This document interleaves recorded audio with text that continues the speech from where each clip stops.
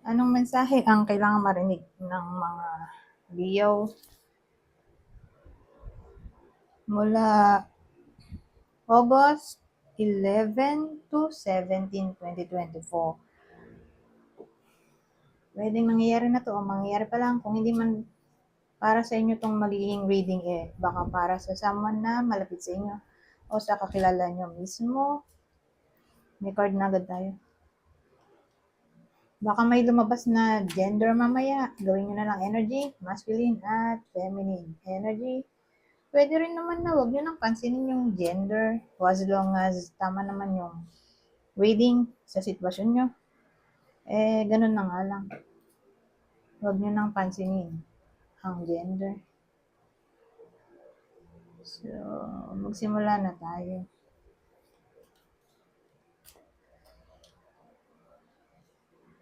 Nag-aaway dito, oh. Ano kaya yun?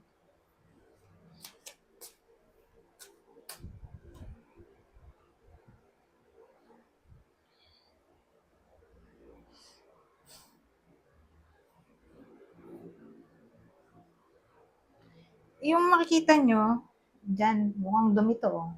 Hindi yan literally dumi. Mukha lang dumi dahil sa contrast ng cellphone o shadow. Pero, pag tiningnan nyo to sa walang cellphone, as in mata nyo lang, okay naman. Mukha siyang may himulmul kasi. Okay? Just in case lang na mapansin nyo bakit parang madumi. Himulmul lang yan. O shadow. Pero malinis naman siya. Kabibili ko lang nito. Anyways, anong nangyari dito? Bakit nag-away? Eto. Cheating o unrequited love. Maganda sana kung ganito na lang, no? May mag-initiate na mag-apologize. Kaya lang, baliktad to. Pero itong maganda. Nakatayo pa rin naman siya. Kaysa ganito. Diba?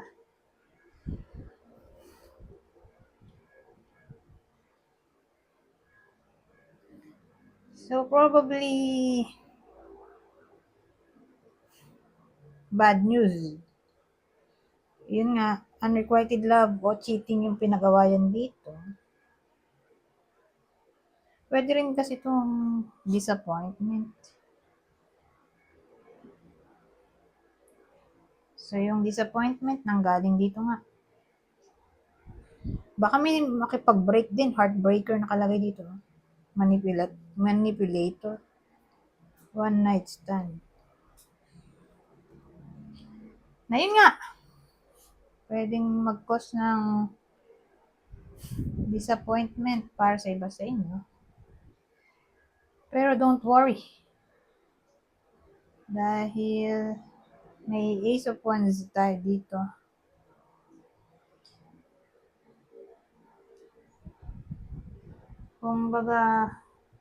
Kung sad kayo dito, may something na magkukos para mabuhayan kayo ulit ng dugo. Parang may excite kayo for some reason. Siguro may darating na good news. Ay, no, good news.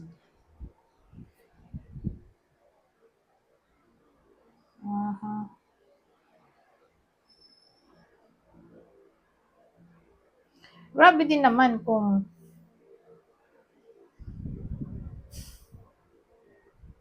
sabihin natin third party situation. Halimbawa lang naman, yung iba sa inyo napasok sa third party situation. Tapos, hindi nila alam at first. Pero ngayon, nalaman na nila. Siyempre, madi-disappoint ka dyan, di ba? May insecure ka kasi may iba pa pala. Parang niloko yung iba sa inyo, ng partner nila. Wala silang kaalam-alam na sila pala yung third party. Ang buong akala nila sila yung original. So, kung ganun ang case,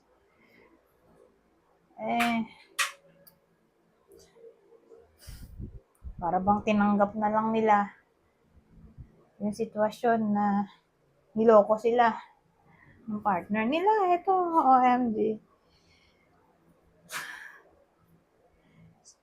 Para bang wala silang kakayahan pa sa ngayon na hiwalayan yung partner nila. Although, ganun nga ang ginawa sa kanila. Naglaruan sila.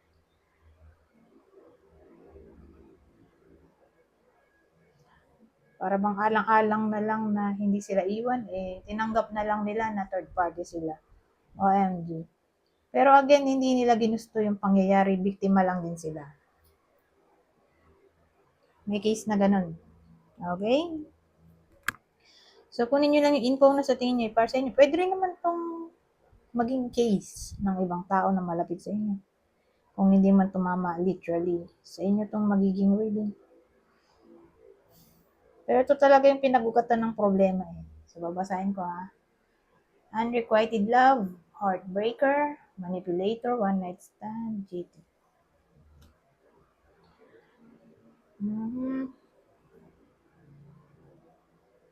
Pero kung nangyayari na to, sabihin natin ganito na talaga, yung nangyayari sa iba sa inyo. Walang pagbabago. Ngayong week lang naman. Kasi short period lang to, 1 week. August 11 to 17, 2024. Walang pagbabago. So, para ba siyang problema eh. Kasi may ano tayo, papangat ng tatlong card. Pero ito maganda. So, ano kayang pwedeng maging good news sa kabila ng bad news dito? Sabihin ko sana, magkakabalikan pa.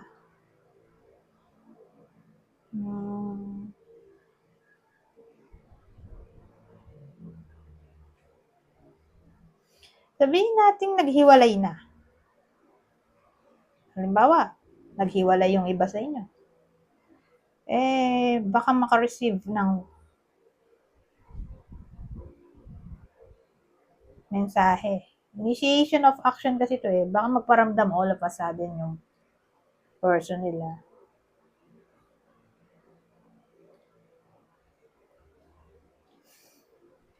Hindi ko sinasabing magbabalikan, pero baka lang magparamdam yun. Kasi nga may initiation of action dito.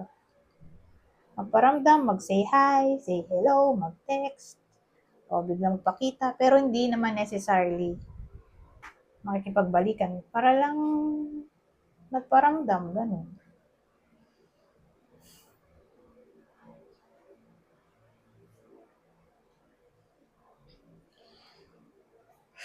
Kung hiwalay na ha. Pero kung nangyayari pa rin nga yung sinasabi kong cheating, mukhang ganun pa rin, lalo na dun sa ginawang third party. Pero kung naging sad dito, naging disappointed yung iba sa inyo, anong pwedeng maging cause para maging masaya somehow? May iba sa inyo dahil may Ace of Wands tayo. Clarify natin ito. Kasi sa kabila ng bad news, may paparating din somehow na good news. Ano kaya yun? Para sa iba sa inyo,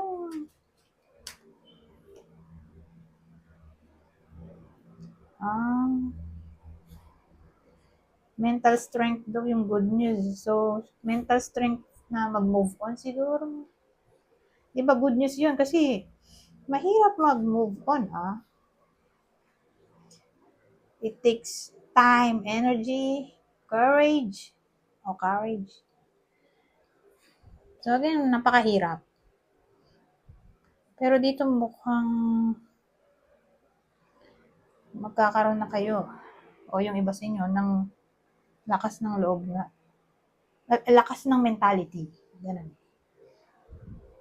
Nasolusyonan ng problema at yun ay siyempre mag-move on. Ilayo ang sarili sa toxicity. Lalo na kung pinapaasa lang sila, ng taong to. Ginagawa silang laruan. Aalis, babalik. Mag-cheat, babalik. Ano ba yan, di ba? Parang hinabilin lang yung iba sa inyo, tapos babalikan, tapos aalis ulit. Ano ba yan? Pero again, dahil toxic, di ba? Tingin ko, kasi ito, pwede rin procrastination eh. Dahil wala siyang ginagawa, inactivity. Ito, babangon na siguro yung iba sa inyo at haharapin na ang problema o susolusyonan na. Lalo na yung pag-move on ito. Dito yan. Sa ganitong case. Anyways, tingnan natin sino yung tatamaan ng reading na to. Ang daming senaryo, di ba? Paano ba? Kung partner, regardless kung ginawang kabit yung iba sa inyo, o ito yung current partner nila. Basta ito yung partner, ha? Partner ng Leo, Scorpio, Taurus. Ngayon, dun sa sabihin nating ex na maaaring magbalik. Pero magbabalik lang yung ex kung may kinalaman sa ito nga, unrequited love, binirake sila, ginost, naging manipulative, nag-cheat.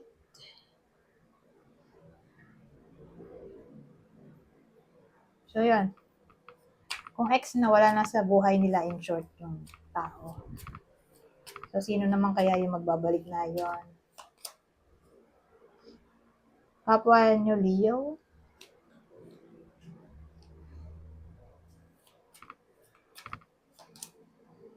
Aries. So, yan yung pwedeng tamaan ng reading na to. O posibleng tamaan. Ay nga pala, kung kakilala, sabihin natin baka tumama sa kakilala nyo. So, sino kaya? Libra, Sagittarius. So, itong dalawang to, yung pwedeng kakilala nyo na baka tamaan ng reading na to kung hindi man tumama sa inyo tong reading. Anyways, ano pang ibang information dito?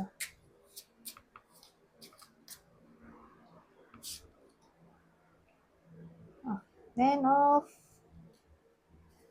Diamonds.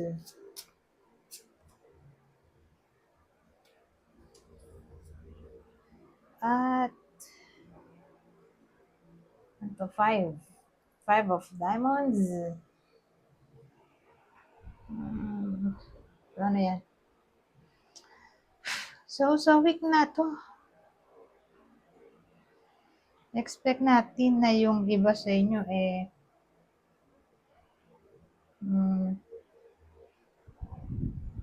baka umokay ang takbo ng pera for some reason. Baka magkakapera o maayos ang sales, lalo na kung bumagsak ang sales o walang benta nitong mga nakaraan. Bumaba ang performance, ganyan. Basta may money involved o career to. May pagbabago, oh. Nandito ang Ten of Diamonds. Pati Five of Diamonds. Maganda yan kasi may pagbabago in a good way. So, magiging successful ang anything na nag-fail o magiging successful kayo. Ganyan ang dating. Ngayong week, may improvement, ganon ang dating. Basta, ang mahalaga magiging masaya ang iba sa inyo kasi parang may ma-overcome silang challenge. So sabihin natin may masusolusyonan silang problema. Maayos na ang problema, di ba? In short, may good news na paparating.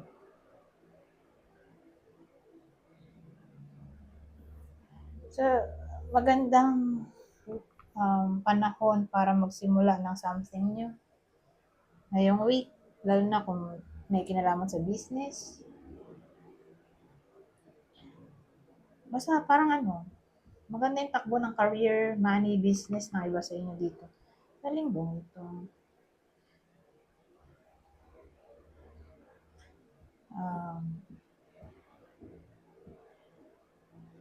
New job para sa jobless kung mag-a-apply. New contract, new deal, new project, ay posible. Ngayon, dalawa yung pwede ring good news dito. Iba pang good news. Sabihin natin may kakilala kayo, buntis. Baka manganak na yon. So, celebration to, di ba? Kasi may manganganak. O celebration kasi may mabubuntis na finally. So, case-to-case basis, either may manganganak o mabubuntis ngayong week. So, pwedeng sa inyo mismo to, tumama o sa someone na malapit sa inyo. Okay, case-to-case basis. Kasi kung single ka, paano ka mabubuntis? Eh baka doon sa someone na malapit sa inyo, yung mabuntis. Ngayon, kung wala kang friend, paano? Baka kapatid. Eh paano kung wala rin kapatid? Eh baka magulang. Kung hindi na talaga pwede, paano? Baka pet. Pet yung mabuntis. OMG. Pero kung wala pa rin pet, eh di kakilala na lang. May kakilala kayo. Whether ka-close nyo yun o hindi. Who knows? Baka nga mabuntis, manganak o idol nyo to. Brethren. Celebrity. May balitaan kayo na yun nga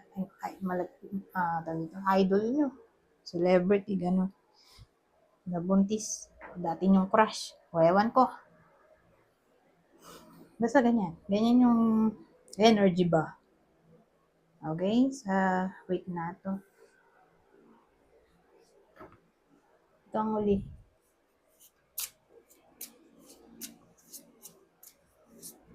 Basahin ko na lang tong part na to, dali naman tong intindihin. Extra message lang to. Kunin nyo lang yung info na sa tingin nyo ay fit sa sitwasyon nyo. Kasi oracle reading. Wow, prosperity ulit oh. Yung sinabi ko dito, ito rin oh. Umulit lang, parang confirmation. May good news nga na paparating sa career, money, business, para sa iba sa inyo. New, sabihin natin, ito, waves of prosperity, new abundance and exciting opportunities wash over you now. O, diba? Bongga. May paparating na bagong abundance at opportunity ng prosperity para sa karamihan na lang o sa lahat. Okay?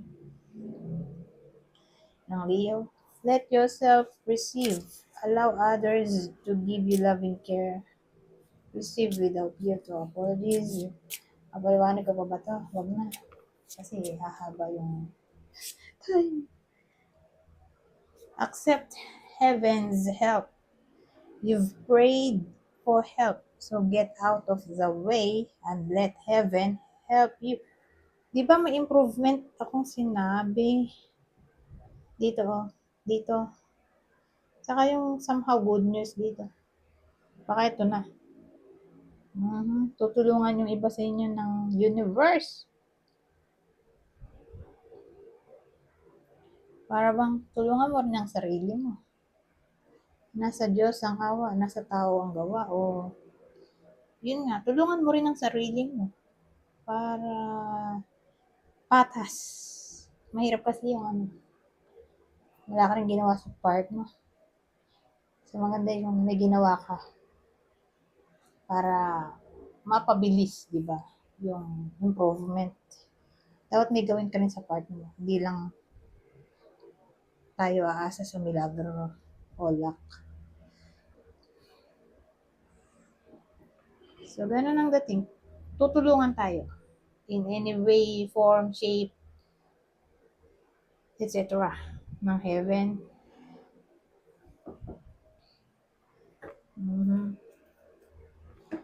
Anyways, hanggang dito na lang. Goodbye.